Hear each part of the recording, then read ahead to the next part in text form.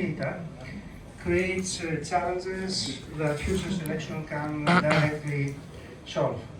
I will guide you through some basic concepts to the state of the art of hybrid evolutionary solutions in a kind of a simple way.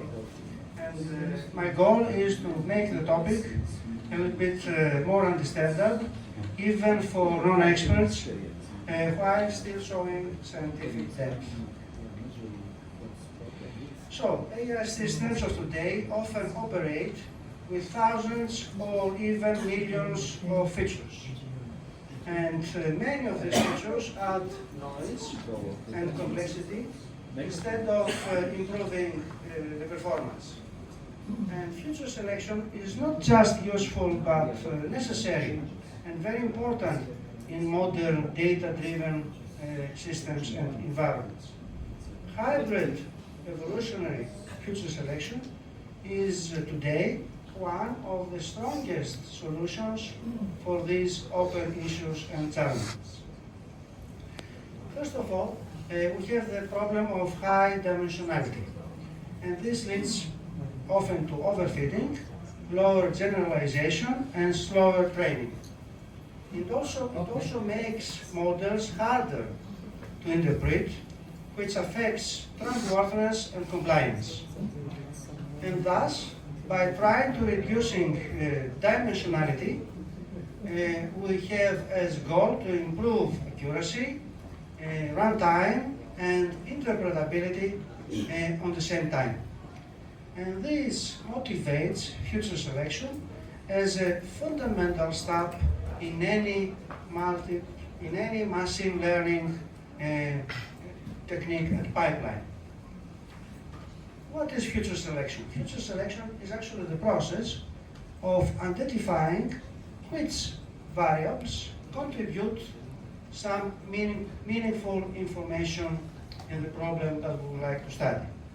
And the key idea is that only a small subset of features has to be identified, and this small subset will drive most of the predictive power of the model. We have the objective, we have the goal to remove irrelevant variables, and this we have the objective to make the model lighter, faster, and easier to understand. And thus, future selection is simpler and support more transparent models. Future selection is becoming very increasingly important and supports, for example, many applications. For example, greener AI by reducing unnecessary costs of computation. And it also helps fulfill the transparency and fairness requirements, such as those which are implied and posed in the European Union by the European AI Act. On one hand, we have the so-called classic future selection approaches, which generally are categorized into three categories. We have filter, we have wrapper, and embedded methods. Each group solves a part of the problem, but none of these categories addresses all modern future selection challenges. First of all, we have filters. Filters are fast, but simplistic, very simplified. Wrappers, on the other hand, are accurate, but slow. And embedded methods depend on the model that we use. And this motivates the move toward more advanced search techniques, such as evolutionary future selection methods. Traditional future selection models struggle with some complex problems. First of all, we have complex interactions between features. Possibly we have high noise levels and huge search processes. Wrappers overfit easily. Filters over simplify and better methods lack possibly flexibility. Meta-heuristics and hybrid methods help to overcome all these limitations. Modern high dimensionality problems require more flexible set strategies, such as those based on nature-inspired optimization. So why meta-heuristics are ideal solutions for feature selection? The main reason is because they explore the enormous combinatorial search space in an efficient way. These approaches work without gradients, make them suitable for noisy or nonlinear data. They maintain multiple solutions simultaneously, which is perfect and ideal for future subset exploration. They can also explore many candidate future subsets in parallel, and this saves a lot of time. This table presents the main categories of meta-heuristics which are currently used in future selection research. And understanding this classification may help us to see how diverse optimization strategies exist. Each family brings a different search behavior, from evolutionary reproduction to swarm-like movements. And these algorithms families are those which are considered as the building blocks of hybrid future selection methods. In this table, I present some acronyms, some abbreviation in the field, which can be a little bit confusing, especially for non-experts. However, the listed algorithms in this slide are the most common components of today hybrid future selection systems. There is a trade-off between exploration and exploitation. And this is the basic reason, the central reason, why hybrid algorithms exist. Exploration, on one hand, searches widely, while exploitation fine-tunes promising areas. Most algorithms can do one well, but not both effectively. And understanding this balance helps to interpret why hybrid algorithms, in most of the cases, outperform single meta-heuristics. Hybrid future selection algorithms combine the strengths of two or more meta-heuristics. And this allows them to maintain diversity while also ensuring fast convergence. They reduce the risk of becoming trapped into poor local minima, and hybrid feature selection often leads to better accuracy with fewer features compared to single methods. So, hybrid algorithms work by dividing risk possibilities. Possibly one algorithm performs globally, the other refines the results locally. Some hybrid algorithms also exchange population members or search information dynamically, and this cooperation allows the search process to cover more ground effectively. And the results is stable, high quality performance across various datasets. In this table, I have summarized the most common hybridization mechanism. Each mechanism gives a different balance between exploration and exploitation, and each mechanism represents a different approach of how hybrid feature selection solutions are designed and engineered. This table actually illustrates some complementary strengths of the combined algorithms. For example, let us consider one of the most representative examples, the genetic algorithm combined with party swarm optimization. This is one of the most famous hybrid feature selection models. So we have genetic algorithms, which provides, a genetic algorithm provides strong diversity by recombining structures, while on the other hand, the PSO approach accelerates convergence.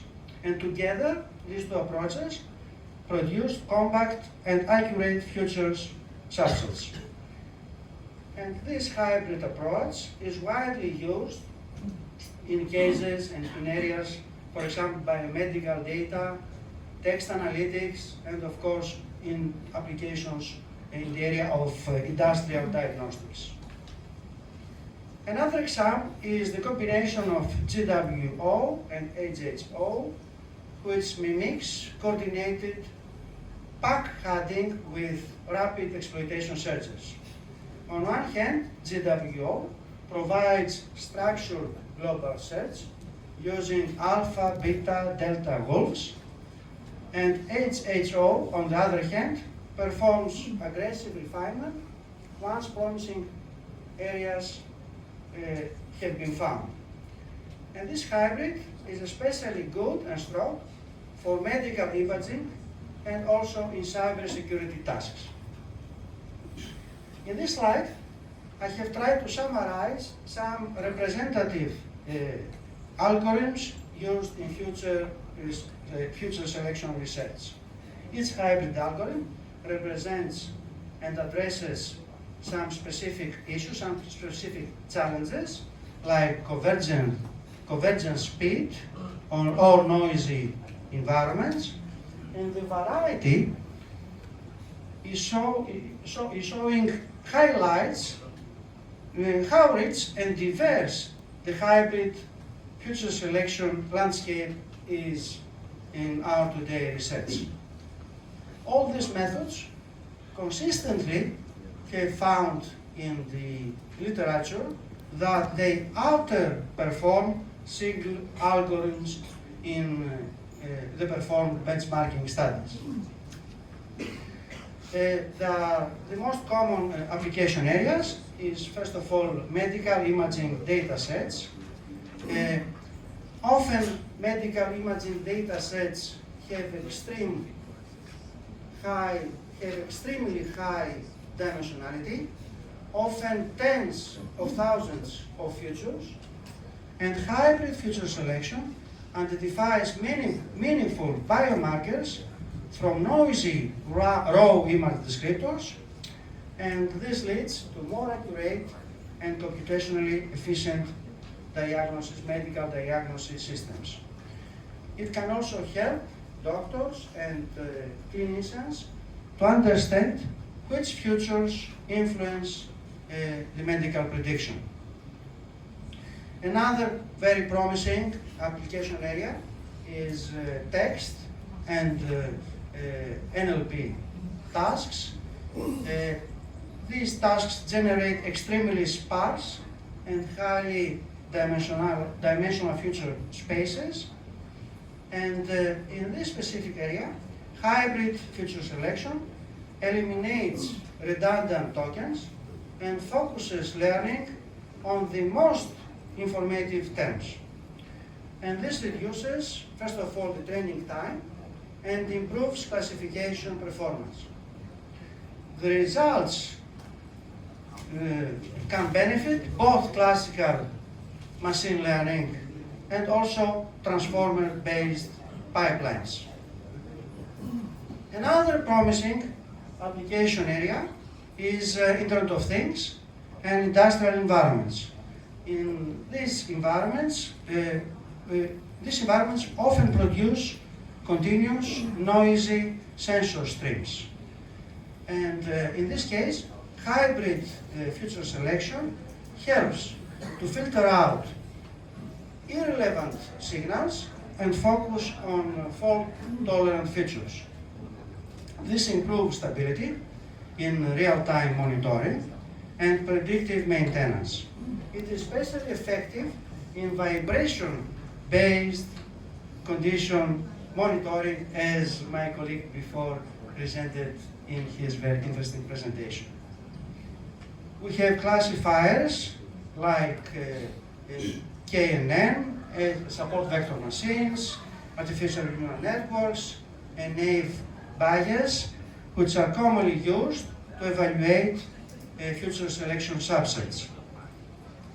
KNN is the most popular because it is simple, fast, and sensitive to future quality. And this slide explains why these classifiers behave differently under different future selection conditions.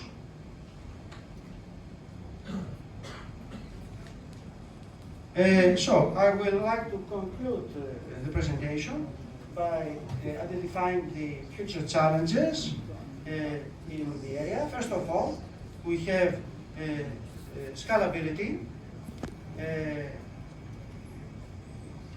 Scalability, when it is very important, first of all, to get to these algorithms to perform well when the data sets are very large and handling millions of features. For example, in genomics and text is a very important requirement. Adopting feature selection to streaming and evolving data is very important. We have to design distributed and parallel hybrid feature selection methods. This is also an open research issue. And always to maintain robustness as data complexity grows is very important. We have also as challenge trust, fairness, and transparency. Integrated future selections with explainable AI techniques is a hot topic of today's research. Ensuring fairness and robustness in selected features, as I told you before, to reduce the energy footprint of large-scale future selection approaches is very critical issue. And embedding future selection into end-to-end trustworthy AI pipelines is also a very interesting area of making research. It's very important also to understand why feature selection can be used with deep learning and multimodal learning. Feature selection can simplify and denoise inputs before applying deep learning.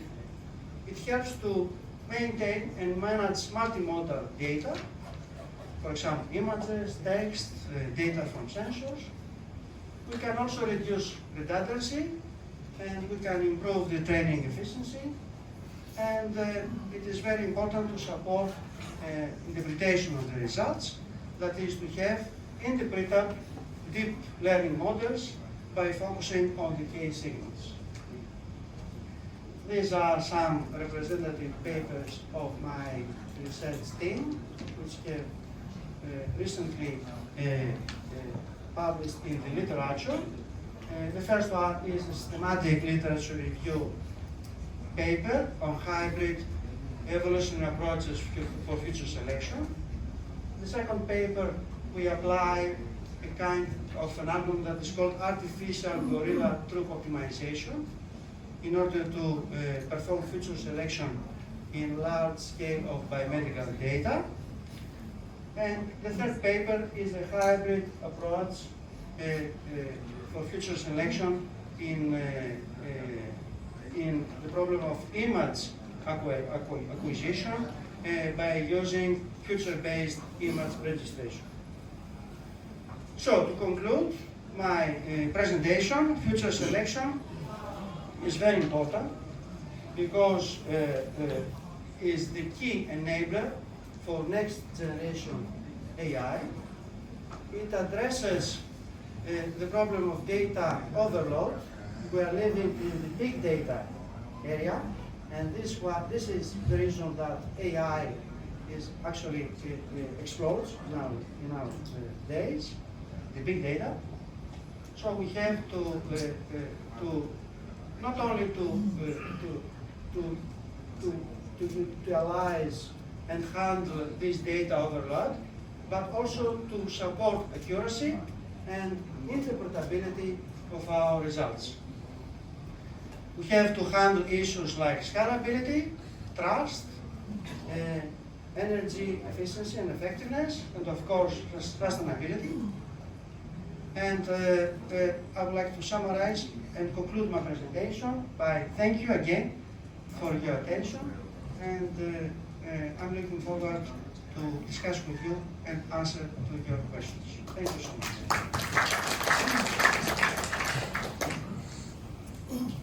Thank you, Professor Vassilis. Now I would like you to give the question or discussion to Professor, please.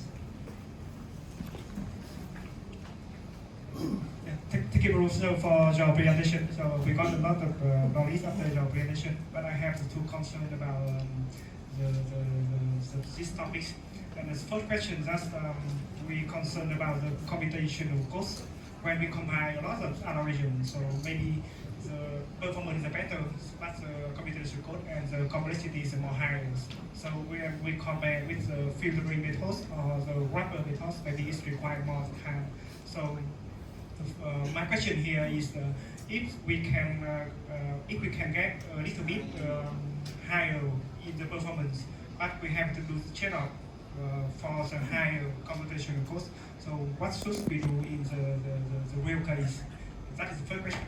And the second question, that's I mean here is the explainability of the combined multiple algorithm hybrid feature, as you mentioned before. So, for example, with domains like banks, like some model like credit risk or something like that, we require more explainability for the feature selection for the model.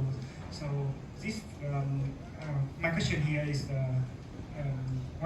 how we can use the method like that to explain more for the manager, for the validation or something like this. Thank you. Thank you. Thank you for the question. The first question is an open research problem, so we have to evaluate different approaches and to see which one achieves the better balance between performance, complexity, efficiency and effectiveness. Okay? So this is a topic of hot topic in research, and it could be a very, very nice area for performing research in the context, for example, in a PhD. The second question was, can you please summarize the second question? The second question. Repeat question, please. I mean, how this approach can explain why we choose this feature, So, in some domains like banks, they require the explainability really clearly. So, I think when we combine a lot of algorithms, so the explainability maybe is allowed. Yeah, I agree with you. Explainability and interpretability are also very critical issues, and we have to concern about that.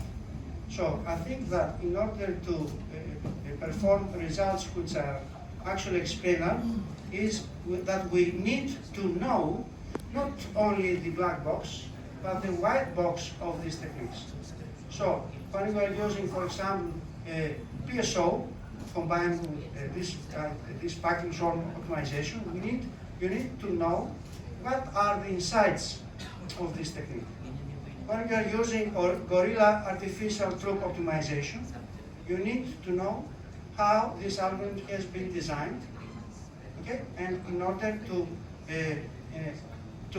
express the evaluations and actually to interpret the evaluation results when you compare this hybrid to some other hybrids. Okay? This depends on the input and output of processing, I think. So who has another question, please? Please, Professor. Maybe I can ask, when you are, say, optimizing some more dimensional problem, my question is always, it was interesting for me, that how to set the space in which you are looking for the solution.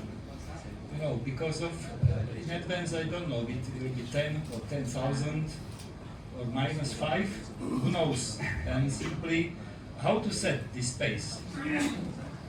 Okay. The set is the space. The space dimensions are always dependent on the application area, first of all. And in some cases, for example, in medical diagnosis, even for example, thousands of data, thousands of images, it's a high dimensional space.